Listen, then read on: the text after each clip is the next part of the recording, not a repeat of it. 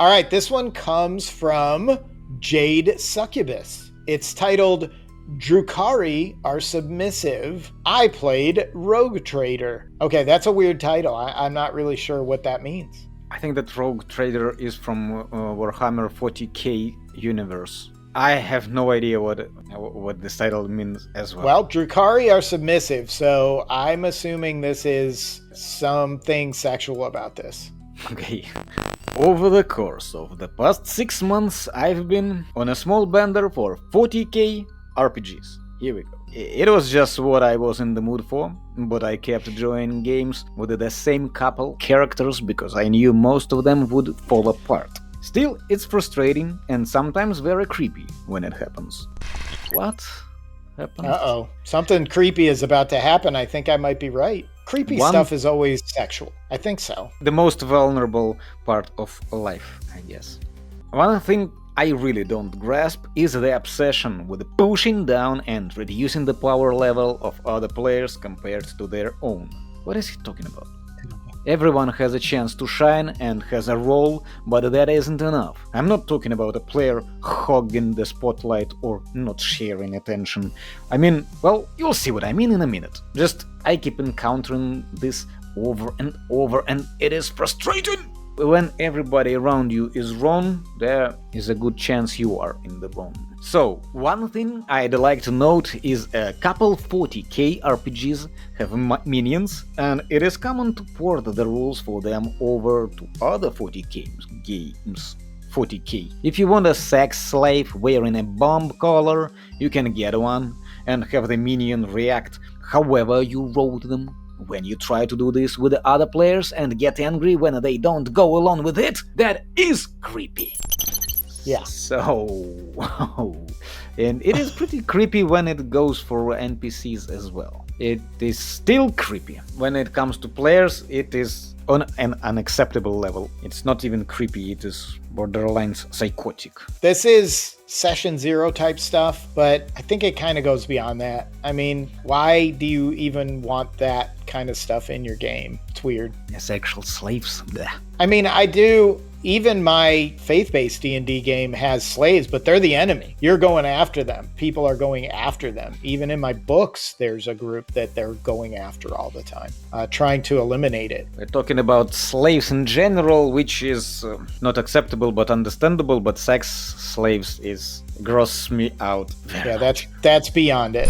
So, we had a session 0, and it was seemingly all normal.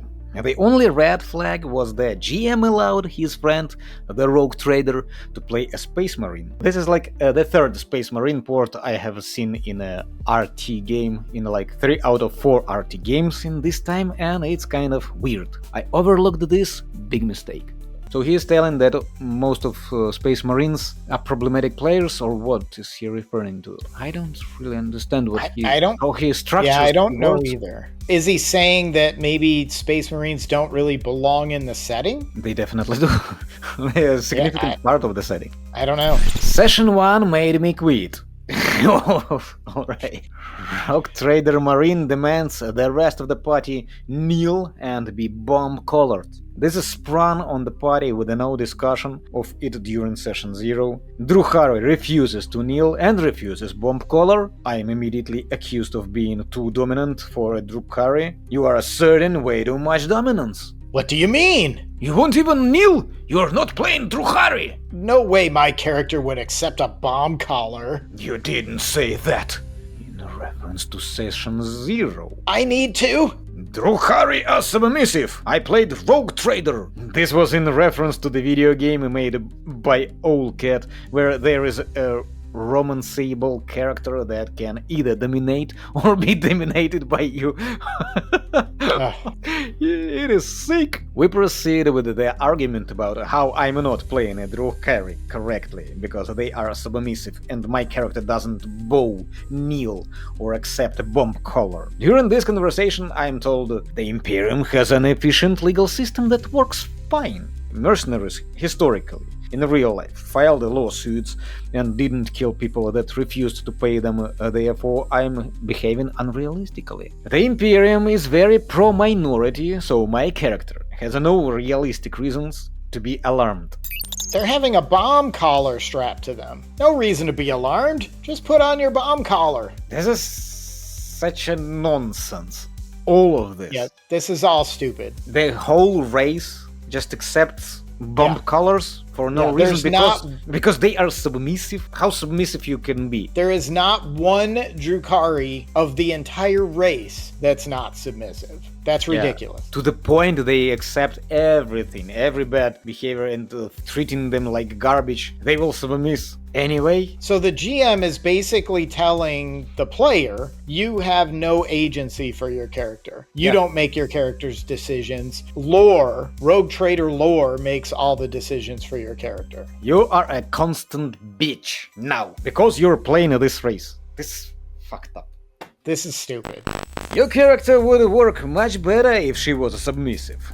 I am trying to dominate a marine, but not kneeling and being bomb-collared. I'm at fault for not mentioning I wouldn't accept a bomb collar in session 0. I mentioned this wasn't brought up and was told I was being predatory by just giving yourself immunity to it. Fine! We'll talk about the collar later if you earn it. In reference to the bomb collar being removed. Around this point in time, I just left the Discord call without saying anything. Like, I'm not dealing with this. This isn't the first time someone's tried to make my character a sex slave. Probably won't be the last. Your girl is tired, boss. Yeah, I think that it is because it is her. It is a girl. This is why she encounters things like that. It makes sense now. Okay. It's ridiculous. Otherwise, yeah, of course it is ridiculous. But otherwise, I didn't understand the word. A guy tries to play Warhammer 40k, and every time he becomes a sex slave. I don't like any of this. This is all bad. This is a bad DM. Telling people how to play their characters is just ridiculous. That's not your job. If you want to run all the characters, play a solo game. Yeah, Mr. Snippets says, even if you spell it out for these morons, they simply refuse to accept that Imperium is bad. This is the worst regime imaginable. What you're saying is they are honorable and awesome and I get to kill aliens, but also bang hot alien babes. I swear one of the biggest reasons not to interact with Warhammer more is the fans. Well, I heard a lot about the fans of Warhammer and its toxic community.